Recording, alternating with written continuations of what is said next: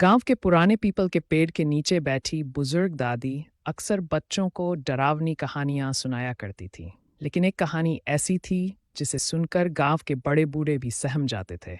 सुगाहन चुड़ैल की कहानी। शुभा की शादी गांव में शुभा नाम की एक नवविवाहित लड़की थी। उसकी शादी बड़े धूमधाम से हुई थी और वह अपने पति रमेश के साथ बहुत खुश थी। लेकिन शादी के कुछ ही दिनों बाद गांव में एक अजीब घटना घटी। हर पूर्णिमा की रात कोई न कोई औरत रहस्यमय तरीके से गायब हो जाती थी। गांव के लोग डरने लगे, पर किसी को कुछ समझ नहीं आ रहा था।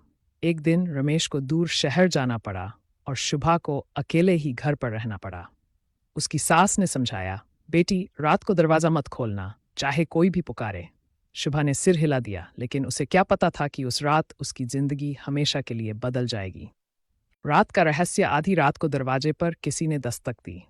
आवाज आई, शुभा दरवाजा खोलो, मैं तुम्हारी सहेली राधा हूं। शुभा चौंक गई। राधा तो पास के गांव में रहती थी, वह इतनी रात का यहाँ कैसे आ सकती है?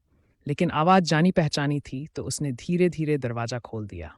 जैसे ही दरवाजा खुला, एक काली परछाई तेजी से अंदर घुसी। वह कोई और नहीं बल्कि सुगाहन चुड़ैल थी। उसका चेहरा जुर्रीदार था, लाल आंखें जल रही थी और लंबे नुकीले दांत बाहर निकले हुए थे।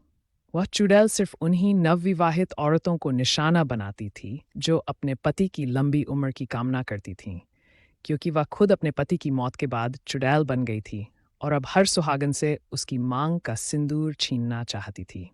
शुभा की सूझबूझ। शुभा ने तुरंत एक जलता हुआ दीपक उठा लिया और चुड़ैल के सामने कर दिया। आग देखकर चुड़ैल चीखने लगी और पीछे हटने लगी। तभी शुभा ने अपनी सास की बताई हुई बात याद की। अगर कभी